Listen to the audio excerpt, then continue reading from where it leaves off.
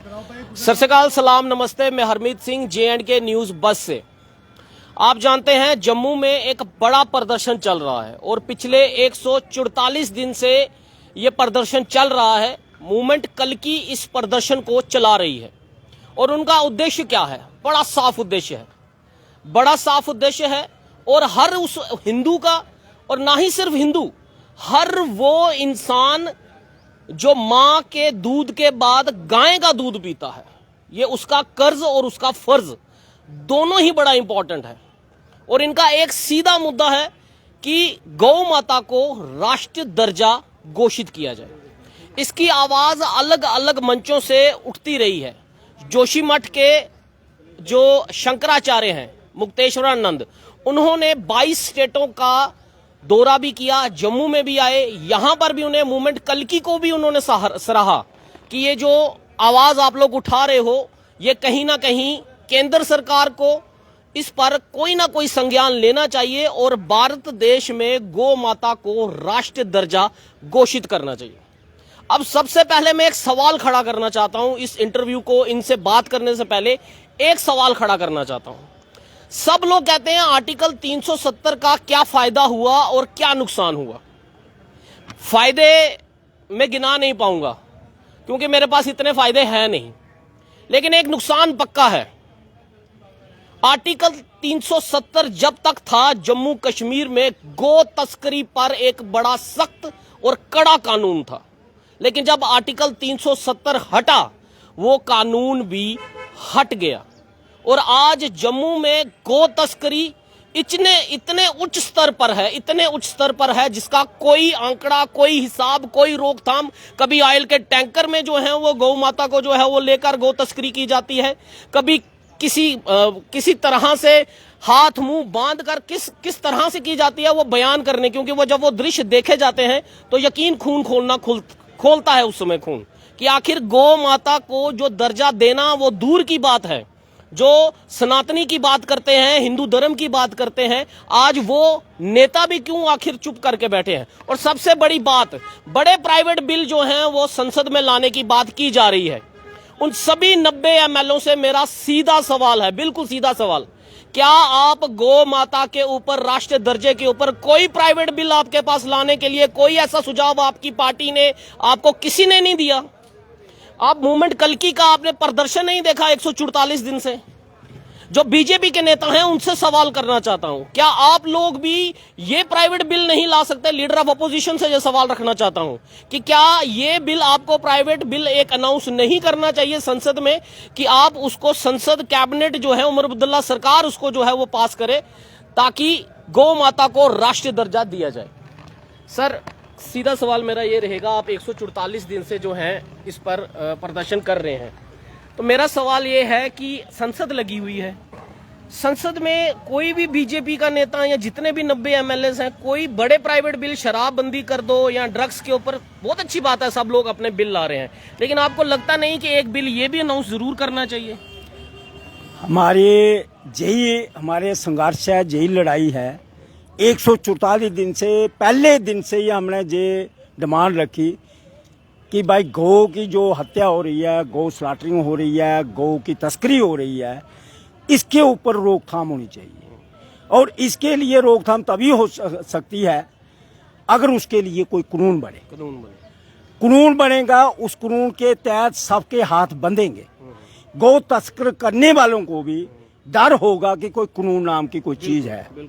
अब जम्मू कश्मीर के अंदर ये नहीं है कि कानून था नहीं, धारा 370 जो रणबीर पैनल कोड है उसमें बाकायदा ये प्रावधान था। लाइफ इम्प्रिजनमेंट की भी सजा थी और मौत की सजा भी थी। मौत की सजा थी, 10 साल की सजा थी, अलग अलग उसमें धाराएं थी।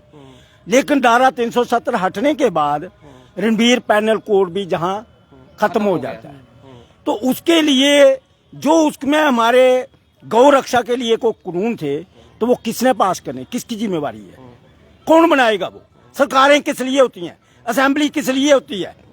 तो ये हम पूछना चाहते हैं, ये केंद्र सरकार से भी हमारा सवाल है, जिन्होंने धारा 370, मोदी सरकार से भी सवाल है कि धारा 370 हटाई सिर्फ राजनीति अपने स्वार्थ के लिए नहीं। इसलिए हमारे जो जम्मू कश्मीर के अंदर सनातनी प्रेमियों की जो उनकी लाइफ है, उनकी सनातन की गो आस्था है, श्रद्धा है गौ माता, तो गौ माता की रक्षा कौन करेगा? क्यों नहीं कानून बनाया जाता? हमारी जो सवाल है उनसे। आपको लगता नहीं जब हम यूपी के चीफ मिनिस्टर आदित्य उनकी बात करते हैं, जब उनके यूपी के सीएम की, वो हिंदुत्व पे बहुत बात करते हैं, आपको लगता नहीं यूपी में कई स्लॉटर हाउस हैं जहां पर गौ हत्या होती है, और हमारा हिंदुस्तान बीफ सप्लाई करने में, एक्सपोर्टर में यूएस को भी पीछे छोड़ के रखा हुआ है। हम हिंदुस्तानी बीफ सप्लाई करते हैं जिसमें गौवंशज, चाहे भैंस कर लो आप, वो भी गौवंशज में ही कहीं ना कहीं आती है वो सारी। तो लेकिन केंद्र सरकार जब बात ये करती है तो उस पर कानून लाने की बात क्यों नहीं करी? सिर्फ जम्मू कश्मीर की बात नहीं कर रहा हूं मैं, पूरे देश की बात कर रहा हूं। केंद्र सरकार में बैठी मोदी सरकार को इस पर सख्त कानून लाना चाहिए। अगर कोई गो की तस्करी करता है उसको मैं तो सजेस्ट करूंगा सीधी मौत की सजा, बिल्कुल, ताकि अगर वो एक ऐसा एग्जाम्पल सेट हो जाए, जितने गो तस्कर हैं उनके मन में डर हो, खौफ हो कि अगर हम गो हत्या करेंगे या गो का उसको स्मगल करने की कोशिश करेंगे, हमारे लिए बड़ा सख्त कानून है, उसी से ही गो तस्करी रुक सकती है। बिल्कुल बिल्कुल सख्त कानून होना ही चाहिए। और जो आपने बातें की, स्लॉटरिंग हाउस चल रहे हैं, हिंदुओं के नाम पे भी चल रहे हैं, कुछ लोग हैं इन्वॉल्व, हम ये नहीं कहते, एक ही कम्युनिटी है कोई। तो जो लोग सनातनियों की बात करते हैं, हिंदुत्व की बात करते हैं, वोट लेते हैं, वोट की राजनीति करते हैं, उनके लिए शर्म की बात है। जब राम राज्य की कल्पना करनी है तो वो काम जब आप करोगे नहीं, राम राज्य में एक जानवर, एक कुत्ते के लिए भी कानून था, वहां कुत्ते को भी मारना पाप था। राम जी को भी तो गाय माता ही लेकर आई थी। जिस तो जब हम राम राज्य की बात करते हैं तो हम गौ हत्या की बात नहीं करते, तो जो उनको राम जी को जिनको लेकर आए, लेकिन उनकी बात नहीं करते हैं, उन पे कानून नहीं बनाते। ये गंदी राजनीति है, वोट पॉलिटिक्स है, अपने अपने वोट की राजनीति कर रहे हैं, इनमें कोई सच्ची श्रद्धा नहीं है। ये गौ माता को करते देख रहे हैं, ये हमारे सनातनियों जो श्रद्धा आस्था के साथ खिलवाड़ होता देख रहे हैं, फिर भी आंखें मूंद के रखे हुए हैं। तो ये हम उनको लानत कहते हैं ऐसे, हमें उनसे ऊपर कोई भरोसा नहीं कि वो कोई कानून बनाएंगे। हमारा संघर्ष है, कानून बनाना सरकारों का काम है। और ये अगर राम राज्य की कल्पना करनी है तो पहले ये कानून पास होने चाहिए, सबसे पहले गौ की रक्षा। आपको लगता है जब मुक्तेश्वरानंद आए, मैंने देखी थी वीडियो, मूवमेंट कल्की को भी उन्होंने काफी सराहा कि जो मूवमेंट कल्की जो ये मूवमेंट चला रही है उसके लिए उन्होंने सराहा, और उन्होंने कहा कि जितने और भी हिंदू संगठन हैं वो मूवमेंट कल्की का साथ दें। कुछ लोग आपके साथ शायद आए भी, लेकिन मेरा सवाल ये था, सबसे पहला सवाल मैंने आपसे ये पूछा था कि प्राइवेट बिल आप चाहते हैं कि कोई प्राइवेट बिल, कोई भी एमएलए, मैं सिर्फ ये नहीं सीमित रखना चाहता बीजेपी, मैंने आपको साफ कहा कि गौ सिर्फ हिंदू धर्म से जुड़ी हुई नहीं है, माँ के दूध के बाद हर कोई बंदा गाय का ही दूध पीता है, तो कहीं ना कहीं हर किसी का फर्ज बन जाता है और कर्ज बन जाता है गौ का कि हमें उस दूध का कर्ज उतारना है। कोई भी एमएलए हो, चाहे वो हिंदू हो, मुस्लिम हो, सिख हो, किसी को प्राइवेट बिल अनाउंस करना चाहिए। मैं तो कहता हूं हम ऐसे एमएलए अगर कोई पहल करता है हम उसको स्वागत करेंगे, उसको मालाएं, फूल की मालाएं पहना के उसका वेलकम करेंगे। ऐसी जुर्त करने वाला कोई शूरवीर होना चाहिए, वो शूरवीर जम्मू कश्मीर का कहलाएगा, गौ माता का सपूत कहलाएगा। मुक्तेश्वरानंद ने 370 की वापसी मांग इसलिए की थी, उन्होंने 370 को भी कहा था कि 370 वापस आना चाहिए, क्योंकि जब 370 था तो जम्मू कश्मीर में गौ तस्करी नहीं होती थी, गौ हत्या नहीं होती थी। हाँ, उस पॉइंट पे वो ठीक ही है, क्योंकि 370 अगर गौ हमारी ऐसे ही करती रहेगी तो हमें धारा 370 फिर से लागू हो जाएगी, वापस चाहिए। बिल्कुल चाहिए। और अगर इस पर कोई जम्मू कश्मीर लद्दाख हाई कोर्ट अगर इस पर कोई पीएल आपने कोई दर्ज की है जिस पर जो है उस पर संज्ञान किया, ये हमारे जब हमसे कई मीडिया बंधुओं ने और साथ में इंटेलेक्चुअल जो जम्मू के हैं उन्होंने भी यही सवाल किया था कि आप लोग ऐसी कोई पीएल क्यों नहीं फाइल करते। तो हम लोगों ने पाया कि एक इसी मुद्दे पर एक सुप्रीम कोर्ट में पीएल चल रही थी, किसी दूसरे संगठन ने फाइल की थी, तो we moved an application to become a party in that. Jammu high court में भी करनी चाहिए? नहीं, अब मतलब जब सुप्रीम कोर्ट में चल रही थी तो we consider it better to become a party in that. लेकिन आप देखिए उसमें सुप्रीम कोर्ट ने क्या फाइंडिंग दी है। उसमें अभी पार्टी बनना था, हमने एप्लीकेशन दी, लेकिन उससे साथ ही वहां से एक रूलिंग आ गई सुप्रीम कोर्ट की, this is not our job, this is a job of the parliament of India. तो फुल सेंटिमेंट आप ये उम्मीद कर सकते हैं कि सुप्रीम कोर्ट ने तो चलो हैंड होल्डिंग नहीं की, लेकिन पार्लियामेंट में ये मुद्दा उठेगा? हमारी इस जम्मू की असेंबली में हम तो यही उम्मीद कर रहे थे, क्योंकि जो अभी कुंभ में जो महाकुंभ था तो वहां पर धर्म संसद लगी, उसमें मूवमेंट कल्की ने भी शिरकत की और उस समय वहां के साधु महात्माओं का, संत समाज का यही मुद्दा था। उन्होंने बोला कि हम लोग भी यही चाहते हैं, सनातन का बोर्ड बने और साथ ही साथ गौ माता को राष्ट्रमाता का दर्जा दिया जाए। और इसी सिलसिले में उन्होंने 17 तारीख को बोट क्लब पर प्रोटेस्ट भी रखा हुआ है, उसमें सभी चारों शंकराचार्य हिस्सा ले रहे हैं और मूवमेंट कल्की को भी इन्विटेशन है, हम लोगों में से भी डेलीगेशन हमारा जाएगा। चले, बहुत बहुत मुबारकबाद है, आप इस मूवमेंट के साथ जुड़े हुए हैं। सवाल मैं फिर एक बार दोहरा रहा हूं, क्या कोई प्राइवेट बिल, कोई बीजेपी का नेता, कोई एनसी का नेता, कोई पीडीपी का नेता, किसी भी पार्टी से 90 एमएलए गौ माता को राष्ट्र दर्जा देने के लिए कोई प्राइवेट बिल लाने वाला है या नहीं? इस सवाल का जवाब मुझे चाहिए कि आप लाएंगे या नहीं लाएंगे। अगर आप कहते हैं कि आप लाएंगे तो बढ़िया है, अगर आप कहते हैं कि आप नहीं लाएंगे तो फिर ये डोंग रचना भी आप लोगों को बंद करना चाहिए। क्योंकि जो लोग इस मूवमेंट को चला रहे हैं, जिनको शंकराचार्य तक जो हैं वो सराहना कर रहे हैं, आप लोग इनकी सराहना क्यों नहीं कर रहे? आप लोग क्यों नहीं जुड़े इनके साथ? आपका भी उद्देश्य वही है, आपकी पार्टी का उद्देश्य भी वही है, इनका उद्देश्य भी वही है, तो फिर मिल क्यों नहीं जाते?